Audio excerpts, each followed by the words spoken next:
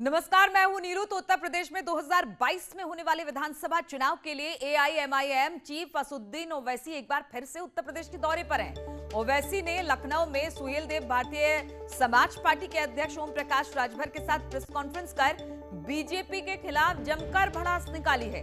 आज ओवैसी दोपहर 2 बजे बहराइच में कैंप कार्यालय का फीता काटकर शंखनाद करेंगे। ओवैसी की पार्टी की नजर मुस्लिम बाहुल्य वाले जिलों पर है। एआईएमआईएम के पूर्वी और पश्चिमी उत्तर प्रदेश में अलग अलग कैंप कार्यालय बनाकर सियासी सेंधमारी की कोशिश की गई है और इसका एक पूरा मास्टर प्लान ओवैसी ने तैयार किया है। तो उत्तर प्रदेश में ओवैसी ने डेरा डाल लिया है। 2022 के चुनाव के लिए अब राजभर के साथ हाथ मिला चुके हैं और बताया जा रहा है कि मास्टर प्लान भी उन्होंने जारी कर दिया है।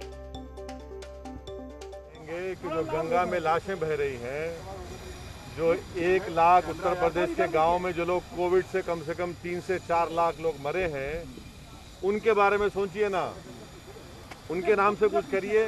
आप अगर जब आज ही अखबारात में आया है कि उत्तर प्रदेश में डेल्टा वेरिएंट से 2 लोगों की मृत्यु हुई है। अगर डेल्टा वेरिएंट बढ़ेगा तो 3rd वेव हो जाएगा, इसकी फिक्र करिए।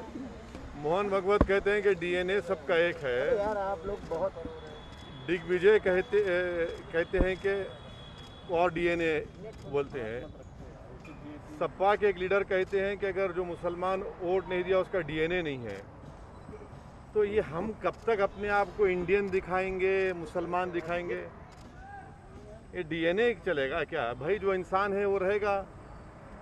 और जहाँ तक वो महाशय का आपने नाम लिया है, वो माशाल्लाह जहाँ कहीं जाते हैं वो कांग्रेस को डुबा देते हैं। वो जहाँ कहीं जाते हैं माशाल्लाह से, हम अल्लाह उनको ऐसे रखे, वो जहाँ कहीं जाते हैं वैसे ही करते हैं। तो 2022 के चुनाव से पहले अब ओवैसी ने उत्तर प्रदेश में डेरा डाल लिया है और इसी पर बातचीत करने के लिए मोहम्मद शबाब इस वक्त लखनऊ से हमारे साथ जुड़ गए हैं। शबाब, उत्तर प्रदेश में ओवैसी पहुंच चुके हैं। पूर्वी और पश्चिमी उत्तर प्रदेश में अलग अलग कैंप कार्यालय, जिसमें से आज एक का उद्घाटन करना है।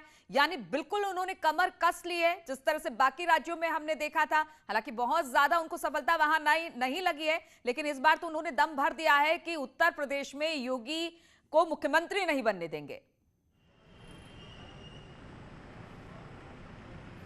बिल्कुल, देखिए ये बात उन्होंने खुलकर कही है कि उत्तर प्रदेश में योगी को दोबारा मुख्यमंत्री नहीं बनने देंगे। इस पर हालांकि भारतीय जनता पार्टी के प्रतिक्रियाएं भी आ चुकी हैं। लेकिन आज जब ओवैसी लखनऊ पहुंचे, इसके बाद वो तकरीबन राजधानी लखनऊ में 3 घंटा रुके हैं। इसी होटल में संकल्प भागीदारी मोर्चा की जो है वो मीटिंग जो थी वो चल रही थी और अभी मीटिंग खत्म करने के बाद ओवैसी जो है वो यहाँ से बहराइच के लिए निकल चुके हैं और सीधे तौर पर कई बिंदुओं पर उन्होंने बातचीत की है और इस बात को साफ किया है कि उत्तर प्रदेश में अभी सीटों का जो बंटवारा है संकल्प भागीदारी मोर्चा का, यानी कि कौन कितनी सीटों पर चुनाव लड़ेगा, ये अभी फाइनल नहीं हुआ है। लेकिन ये बात जरूर तय है कि जो उत्तर प्रदेश में चुनाव है वो सिर्फ MY फैक्टर यानी कि मुस्लिम यादव फैक्टर पर चुनाव नहीं हो सकता, उनके ही गठबंधन से चुनाव नहीं हो सकता। उसमें सभी की जो है भागीदारी बहुत जरूरी है। इसके अलावा एक बात और भी ये कही गई है कि उत्तर प्रदेश में जो जिस तरीके की पृष्ठभूमि संकल्प भागीदारी मोर्चा की है, यानी कि जो उनका एजेंडा है, जिन बिंदुओं पर वो काम कर रहे हैं, इस एजेंडे पर काम करने वाली जो भी राजनीतिक पार्टी है वो अगर उनके साथ आएगी तो वो उनको अपने गठबंधन में लेने के लिए तैयार हैं। भारतीय जनता पार्टी का नाम लेते हुए ओम प्रकाश राजभर, चूंकि संकल्प भागीदारी मोर्चा के सर्वे सर्वा हैं, उन्होंने इस बात को कहा कि भाजपा के अलावा जो पार्टी आना चाहेगी उसका स्वागत है और उसके लिए जो है हम लोग तैयार हैं। तो यूपी में आज वैसे पहुंचे हैं, 1 दिवसीय दौरा है। लखनऊ से वो बहराइच जा रहे हैं, 2 घंटे में बहराइच पहुंचेंगे। बहराइच में वो दोपहर का खाना खाएंगे, उसके बाद सैयद गाजी रहमतुल्लाह की मज़ार है वहां पर वो जियारत करेंगे। उसके बाद उनका पार्टी कार्यालय, कैंप कार्यालय है, वहां पर उसका उद्घाटन है। और चूंकि ये जो ऑफिस वहां पर बनाया गया है, इसको भी बहुत टेक्निकली अगर आप समझिए, शबाब इस पर बातचीत करेंगे। लेकिन राजभर ने भी कुछ कहा है इस दौरान, आइए उनको भी सुन लेते हैं कि आखिर वो किस फॉर्मूले के साथ बीजेपी को हराने की बात कह रहे हैं। जो मजबूत सीटें हैं वहाँ जो लड़ना चाहते हैं वो पार्टी अपना काम कर रही है और जो हम लोगों की स्पष्ट नीति है प्रदेश में, घरेलू बिजली का बिल माफ करने के सवाल पे, गरीबों का इलाज फ्री में, सामाजिक न्याय समिति की रिपोर्ट, प्रदेश में समान अनिवार्य और फ्री शिक्षा, प्रदेश में भाईचारा अमन चैन कायम करने के लिए भागीदारी संकल्प मोर्चा बना के हम लोग एक विकल्प सपा को भी लोगों ने देख लिया, बसपा को भी देख लिया, कांग्रेस को भी देख लिया, भाजपा को भी देख रहे हैं।